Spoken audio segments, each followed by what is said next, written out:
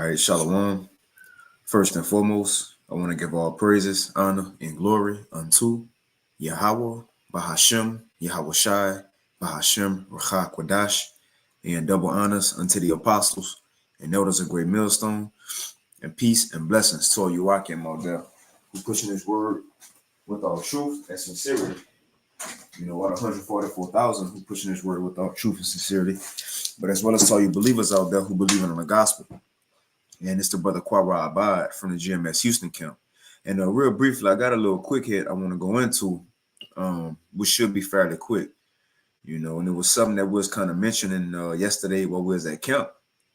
You see, and it was still kind of my spirit, which is, you know, I think is a good point to make, you know, which us over here who've been under the teachings, you know, the tutelage of the apostles and elders of Great Millstone, you know, and one thing they pushed on us is what? The seriousness of this ministry, the times that we coming into, man. You know, the apostles been talking about martial law, all hell breaking loose, or as I got in the title, SHTF, when shit hit the fan. You know, when all hell break loose, man. And ultimately, when we come to this truth, yes, we look for deliverance. Because once you hear this truth and everything we got coming to us, you get excited to get out of captivity and want to be saved. We understand that. Right, we got a kingdom coming. We got blessings coming. New bodies coming. Right, we're gonna rule over these heathens. We understand that. That's the beautiful part of it. Right, that's the beautiful part of it, man. Knowing we got all these promises promised to us, like the Lord told Ezra in 2nd Ezra 5:40. He said, just as Ezra couldn't understand the Most High judgments, he said, neither can you understand my judgments, or in the end, the love that I got promised for my people. So we definitely got some amazing things waiting on us. But the point is, before we can get to that deliverance, before we can get to that rest, before we can get to that comfort, as it says in the title, it must get worse before it gets better. You know, it must get worse before it gets better. Shit hit the fan and then deliverance. You know, and then deliverance. We gonna be saved not just out of captivity, but out of the destruction that's coming. We could be saved out of the chaos, so on and so forth. Matter of fact, let me start with this. Like I said, this should be a fairly quick hit. And shalom to the sister on the comment board on the Akim Aqua after me be tuning in. Let me go ahead and share my screen. Like I said, I intend on this to be a quick hit. I got somewhere to go, but I did want to get this in first. So let's start right here. 2nd Ezra 4. And let's see, 2nd Ezra 4, just to kind of paint a picture on what we're talking about. Let's start at 26. It's 2nd Ezra 4 and 26. Now, when you go into this, just to give us some context, Ezra was asking the Lord, look, if we your chosen people, then why you allowing these heathens to rule over us? You know, if we your chosen people, then, and you know, and why we being oppressed, how long is this going to be? When is this going to be over with? Right? And look, Ezra even told the Most High, look, just bring everybody on earth at once to judge them, just so we can hurry up and get this over even faster. You know, get this captivity over even faster. Well, this was the Lord's response to Ezra was. 2nd Ezra chapter 4 and verse 26. It says, then answered he me and said, the more thou searchest, the more thou shalt marvel, for the world hasteth fast to pass away. And this world is going away fast, man. Hey, Revelation 12 says Esau knew he got a short time, right? Right, he got a short time to rule. And as I say, if we in captivity under Esau and he got a short time to rule, then what that mean for us as the slaves? We got a short time left in oppression, man. The Lord said what? At the end, he was going to speed up the time. Well, what we reading right here, we living in this time period. It says, then answered he me and said, the more thou searchest, the more thou shalt marvel, for the world hasteth fast to pass away. Verse 27, and cannot comprehend the things that are promised to the righteous in the time to come. We can't fathom the things that we about to receive, man. You know, like in 2nd Ezra 13 and like around verse 50, 51 or so, how Yahweh Shai, it said after the Lord saved us that he was going to be in a chariot with the elect at the end of 2nd Ezra 13. And it says he going to show us many marvelous things, man. Many things we go see from that point on. We going to be in new bodies. Look, we all go finally see what the inside of a chariot look like, right? He going to show us the places he been building for us while he been gone. So we got a lot coming to us. But remember, to prepare our minds, because it got to get worse before it gets better. Just like Yahweh Shah, before he was able to get all those promises and sit on the right hand, guess what? It had to get worse for him in his situation before it can get better. Remember, the servant, we ain't greater than our master. We got to follow that same path, man. But remember, once we get blessed with that reward, it's going to far exceed the little trouble we going through now. What you get in a car wreck, you get a flat tire on the highway while it's raining at night. How could that equate to you living forever, ruling over everybody, not going off ever again? Right? You got a couple legal problems and this and that. How could that equate? Oh man, come on. You see, so we have a lot promised to us, but the point is, before we can get there, verse 27, 2 Ezra 4:27, it says, and cannot comprehend the things that are promised to the righteous in the time to come. For this world is full of unrighteousness and infirmities, right? That's why we want to get out of here. What else do we have left to gain in this world? Nothing, man. And I always think of Enoch, like the Lord said about Enoch in Wisdom of Solomon, the 3rd or the 4th chapter. I believe it's the 4th chapter. How it said how he had to come beam Enoch up and hurry up and take him from this world before wickedness alter his mind. In other words, before those people back then started to rub off on Enoch and get him to go off. So the Lord said, look, I had to hurry up and take him away. The same thing got to happen in these times. The Lord going to quickly speed up time to take his elect away. So it says, verse 28, just the point. It says, but as concerning the things whereof thou askest me, I will tell thee. For the evil is sown, but the destruction thereof is not yet come. Right? We see much evil going on. So we looking like, Lord, why you ain't bringing the destruction yet? You know? Why you ain't judging these people yet? This is the point, verse 29. So if therefore that which is sown be not turned upside down, and what it said was sown, evil, right? Wickedness. So the scripture is saying, if therefore that which is sown be not turned upside down, and if the place where the evil is sown pass not away, then cannot it come that which is sown with good.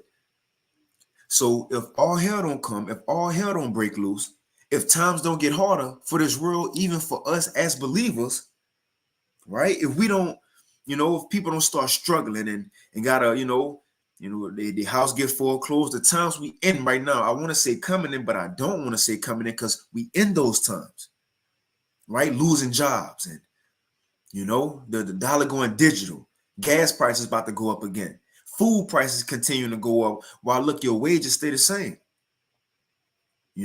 More wickedness going to be put out on the forefront by Esau, by these degenerate people in the society. Again, and the Lord is about to send his judgment. So therefore it says, if therefore that which is sown, everyday life, right, be not turned upside down. And if the place where the evil is sown, look, first it says, if that which is sown be not turned upside down, right, shit hitting the fan, all hell break loose, right? And if the place where the evil is sown pass not away, and then if it don't get destroyed, it says, then cannot it come that which is sown with good. So look, if all hell don't break loose, and if this place don't get destroyed, we'll never get into the kingdom. That's why we need these things to happen. We need evil to come upon the earth. We need to see a lot of death in the earth, man. We need to see the dollar fall and the economy go digital and the MOTB. We need that to be mandated. Hearing about, Hamas and Syria. That's cool and all. Like Elder Ariala said, that's cute. It's cool and all. But we need these things to escalate. You see? Not just everybody going their day-to-day life. No, we need all hell to break loose. The sooner it do, the sooner we can get out of here. Right? Oh, another thing. We need Esau to come with his plans to demonize us, man.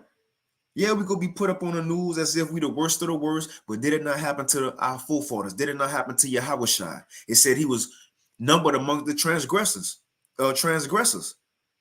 So he was made out to seem like he was a criminal. The same thing for us. We need these things to happen. Although it ain't gonna feel good when it do, but we need them to, because if not, we'll never get to the kingdom. Let's get this in 2nd Ezra 7 real quick, and I'm gonna get 2nd Ezra 16, and that's pretty much it. Like I said, I'm short on time, so Salakia, So now, just to give this some context. So Ezra, again, he was seeking for the kingdom. He wanted to see that kingdom. He wanted Israel to rule. He had the same mindset we have. And so this angel, as he's speaking to, he was giving Ezra's similitudes on the path on how it's going to be leading to the kingdom of the Israelites. Us being in captivity and the lead up to us ruling. He about to give him a similitude on how it was going to be. Remember, shit got to hit the fan and then our deliverance. It got to get worse before it get better. The 2nd Ezra 6, it says, 2nd Ezra 7 and 6, it says, there is also another thing. A city is builded and set upon a broad field and is full of all good things. What's this city? That's the kingdom. It's already prepared for us. Remember, Yahweh Shai said, I go to prepare a place. So we got things ready and set for us that we have no idea about. Hey, look, that's besides us having these heathens build up our kingdom on earth. So we got things already prepared. So it says the entrance thereof is narrow and is set in a dangerous place to fall, like as if there were a fire on the right hand and on the left a deep water. So on his way to the kingdom is a narrow path. Look, with a lot of trials and tribulations in between it. You see? In those movies, how you try to, those medieval movies or whatever, you try to get across the water and they got those old ladder bridges, the wooden ladder bridges, where if you step on one, it might fall through. You got to catch yourself, and one beam is, it's missing, and a rope shaking. That's how I picture when we read this. That's how I picture that. You're going to along this long, narrow wooden bridge that's fragile. You got fire on one side, water on one side, which the fire is symbolic for the trials, the tests we going to be put through, the afflictions we got to go through, And look, those waters could be looked at as other philosophies, doctrines, we got to refrain from. In other words, all things we're going to have to go through in captivity. So it says, the entrance thereof is narrow and is set in a dangerous place to fall, like as if there were a fire on the right hand and on the left a deep water. It says, and only one path between them both, even between the fire and the water, so small that there could but one man go there at once, right? Each man got to work out his own salvation. But let's get to the point I want to get. It says, if this city, right, the kingdom, it says, if this city now were given unto a man for an inheritance. Let's stop right there. Because who's the first one it was given to for an inheritance? Yahweh Shai. And then Abraham, Isaac, Jacob. You see? Or if you want to put it for the, the chronological, well, you can't say chronological order, but it was given to Yahweh Shai even before Abraham anyway. But for the sake of, Abraham, Isaac, and Jacob, but then it was confirmed, right, through Yahweh Shai, established through Yahweh Shai, this city. Ultimately, it was given to the Lord, though. And then through Yahweh Shai, all the Israelites, we got it. Abraham, Isaac, and Jacob, the descendants, and it was confirmed through the Lord. So this inheritance of the kingdom was given to us as Israelites. So it says, if this city now were given unto a man for an inheritance, if he never shall pass the danger set before it, then how shall he receive this inheritance? We ain't just go skip into the kingdom, man. Shit got to hit the fan first. We got to go through danger first. It got to get worse first, and then deliverance, and then it's going to get better. We're in that time, we shouldn't be, not wanting to struggle. And of course, nobody want to struggle, but I'm saying hard times going to come for everybody. Yeah, it's not going to feel good, but still, we should want it to come. If not, you want to go to work Monday. You want to clock back in Monday. You see? You okay with, you gotta get your oil changed, and you see, you gotta go to court. So you gotta take a PTO day off. Come on, man. This shit is played out. Even if seeing we gonna have to struggle too, we should still want it to come, man. It's the point. It says, if this city now were given unto a man for an inheritance, because again, we ain't just gonna struggle Like these people in the world who just gonna struggle and not know what's going on. We know it's about to be a transition from this world into our world, man.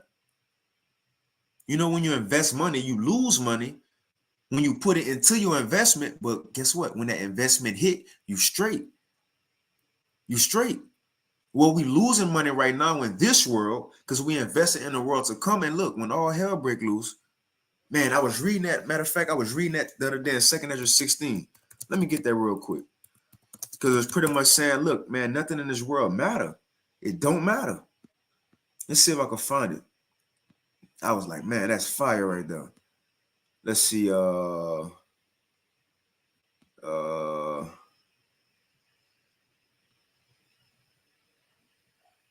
Bear with me. Damn, I was just reading it. Pretty much says, so it don't matter what a person does. Because, okay, here it is. In other words, we don't care about this world, man. You know, here it is. 2nd Ezra 16 and 41. It says merchants must not expect. So when the times we coming in is going into the mindset that we should be in. It says merchants. So if you got a business, if you sell things, you got an Etsy account. It says merchants must not expect to make a profit from what they sell. They must be ready to run for their lives. Their customers must expect to lose whatever they buy, right? You buy something, guess what? Tomorrow, if all hell breaks loose, leave that shit where it's at. So what? Remember, we're not investing into this world. If we lose it, we lose it. It is what it is. It's going to have to be lost one day when the missiles fall, right? One day when we're on a run, we can't just save what we got. Remember Lot's wife. It says, whoever builds a house should not plan to live in it. Farmers should not expect to harvest their crops or pick their grapes. Those who marry must not expect to have children. Those who do not marry must live as if they had been widowed. That's the point. Because anything that is done will be useless. All the status and the Instagram follows that these people got, you see, when times get hard, everything will be useless. That's why we not investing in this world. We're not putting all our eggs in this basket, man. So going back to this, 2nd Ezra 7 and 9. If this city now were given unto a man for an inheritance, if he never shall pass the danger set before it, then how shall he receive this inheritance? So if we don't go head on into this time that we in, ready to endure, ready to fight for the sake of the Lord, so on and so forth. Come on, man, that's the easy way to be overcome. Look, these other camps, they ain't prepared for this time. You know, they ain't thinking about, like the scripture says, think in Sirach 18 and 24 says, think upon the wrath that shall be at the end when the Lord turn away his face. So we should be considering these times we about to come in. We in.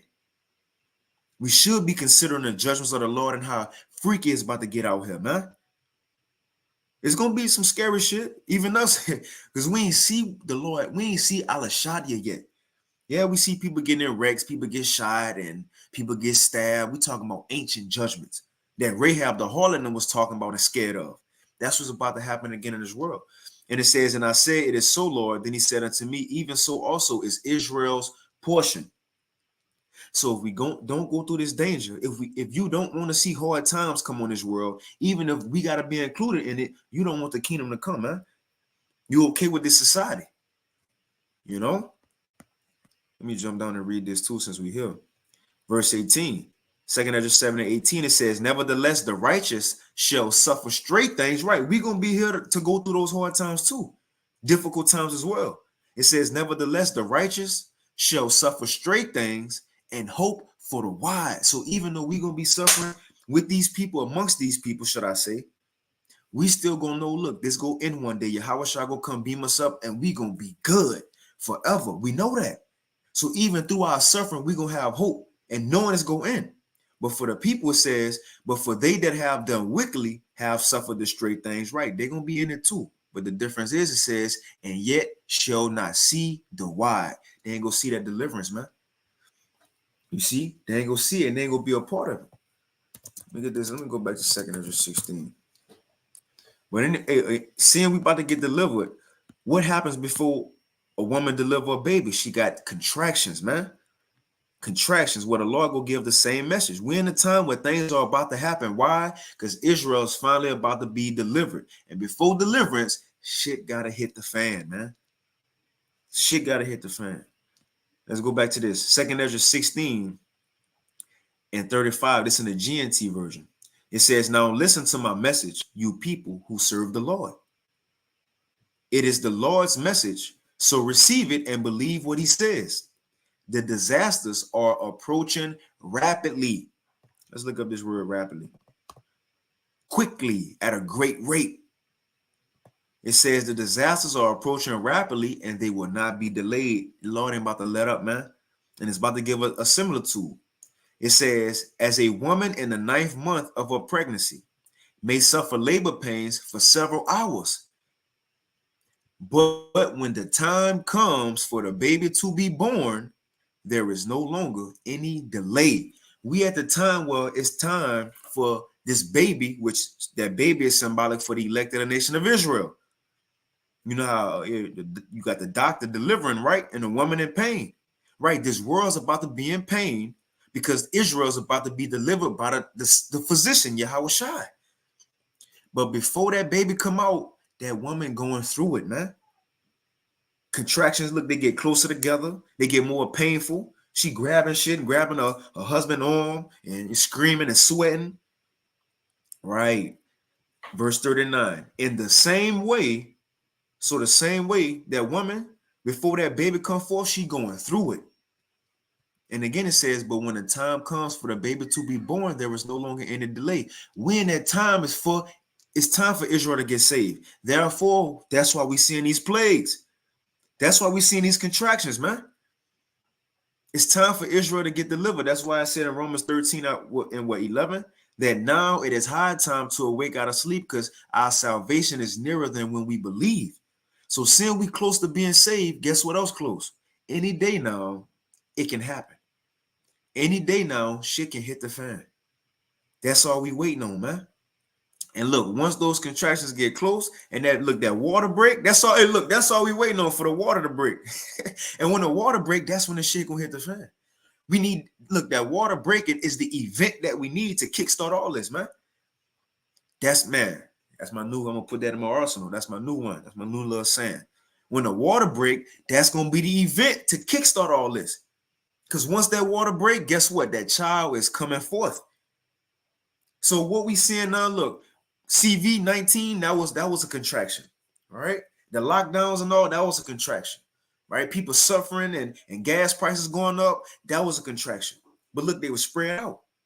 Remember, when a child get closer, they get closer together. So remember, the WEF said this year's the year of the poly crisis.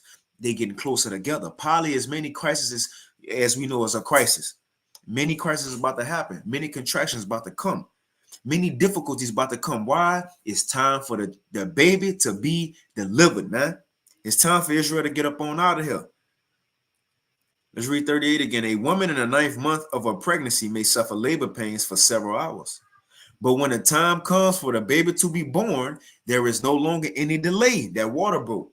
Well, in the same way, the disasters are coming on the earth and will not be delayed.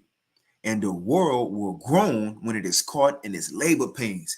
You're going to be like that woman in travail, screaming, crying, sweating, scared, hurting. Why? Because it's time for Israel to be delivered, man. So it says, listen to my message, my people, and get ready for the battle. Right now is the time to prepare ourselves. I did a lesson the other day going into how we might not, the Most High might put us through things we don't want to go through. I don't feel like going through. I don't think he'll never put us through it. Well, those exact things he's going to put us through. And I was saying how we got a vision in our mind. What if we get tortured? What if we got to see our children tortured in front of us and put the deaths on and so forth? Right. Get ready for the battle. Get in these prophecies. Watch the videos of the apostles. See what's going on in the world. Right. Get ready for the battle. Hey, repent. Whatever we got to do. You see? So our conscience don't condemn us in these times. Whatever we got to do now, get it in. Because look, when when a night come, no man can work. In other words, get ready for the battle. Come on, man. We in that time. The Lord ain't playing with nobody. It says, listen to my message, my people, and get ready for the battle. And we blessed because he let us know this before it happened. He told us the secret, man. It says, and when the disasters come, you must live as people whose home is not in this world, right? If we lose stuff, it's whatever. It's not our home anyway. We just visiting here. We just here until our ride come. You feel me? Until our ride come. We wait Yahweh shot at Uber, man. You know, we waiting until our ride come. That's it. You see? Let's get this though. Psalms 9:91 and 9 ended. And like Apostle Paul said in Acts 14 and 22, through much tribulation, we mustn't inherit the kingdom, roughly paraphrasing. You see? But let's snag this. Matter of fact, before we get that 2 Ezra 14, just to show it's got to get worse before it get better. 2 Ezra 14, let's start at 11. Because Ezra, he was told he was close to the end of the world. How much more us? And Ezra was around 420 something, 400 and something BC, 400 years before Yahushua. And he was told right here, he was at the end of the world. How much more us? Let's read it. This 2 Ezra 14. Let's start at 10. And it's in the GNT real quick. It says, the world is no longer young. It is rapidly approaching old age. The whole history of the world is divided into 12 parts. And the 10th period has already arrived. So Ezra was in the 10th part. So the Lord said the world is divided into 12 parts. Ezra, you in the 10th. Remember, Ezra was in the Medo-Persian Empire. That was the 10th part. You still had the Greeks, the Romans, the Dark Ages, right? The Renaissance. You see? All 1492 and the continent, the French raising up and British and America, even to this time. How close are we to the end? If Ezra's 400 years before Yahushua was in the 10th part out of 12. And not just the 10th part, because it says, and the 10th part has already arrived and it is half over. So Ezra was in 10 and a half part. It says, and only 2.5 parts remain. And I just read kind of paraphrase some history. That's a long time. Where we got to be. We got to be at the end of the 12th part, at the end of the world, man. So therefore, seeing we at the end of the world, it says, verse 13. So set your house in order. Warn your people and comfort those who are humble and teach those who are wise. And then say goodbye to this mortal life. And look, we already said goodbye, bro. We should not have no care about what go on in this world. Do that mean just be a bum, not care about or take care of our daily life? No. But if we lose stuff, cool. If we gain stuff, cool. It don't change. It shouldn't change what we're doing as far as this ministry and our mindset for the Lord in these prophecies, man. So it says, put earthly cares away from you. Throw down your human burdens. Right. What these people worry about, let them worry about it. We got something else to focus on. It says, lay aside your weak human nature. Right? You get nervous. Well, what if the cops come in at 3 in the morning and I'm asleep? You see? No, let the Lord handle things we can't handle. You see? He gave us wisdom to handle what we can, but when they get out of our hand, right, our jurisdiction, that's when the Lord take over. That's why he said, put all our cares upon him. He got what we don't have. We can take care of what we can take care of on the earth with the wisdom that he gave us, man.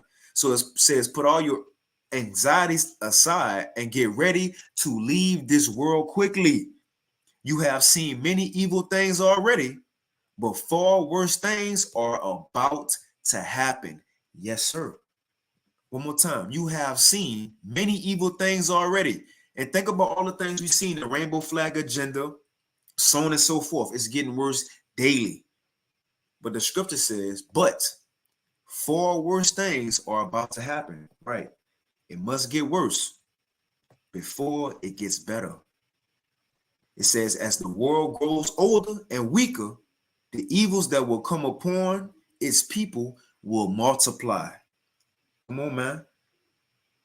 As the world grows older and weaker, the evils that will come upon its people will multiply. We in that time. Definitely, we definitely in that time. Shit gotta hit the fan and then deliverance. Let's get Psalms 91 and I end it.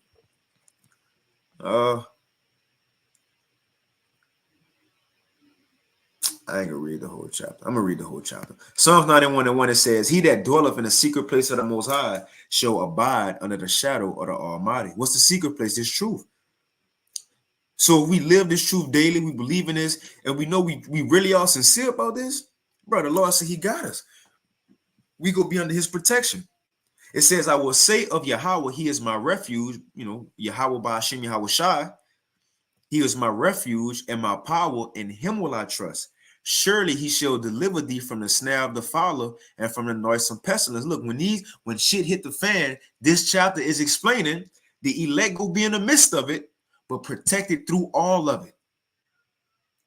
The elect will be in the midst of Jacob's trouble. Real quick. Jeremiah 30 NLT. I gotta go, man. I thought I was gonna be quick, but hey, I'm gonna let the spirit do what it do. Jeremiah 30 and 7, real quick. In the NLT, it says, in all history, there has never been such a time of terror. It will be a time of trouble for my people Israel, yet in the end, they will be saved. So it's going to be a time of trouble. Great terror coming upon the earth that man haven't seen yet. But the Lord said, but yet in the end, my people will be saved. That's the elect. So we're going to Psalms 91 and it's doing Jacob's trouble even until the missiles fall.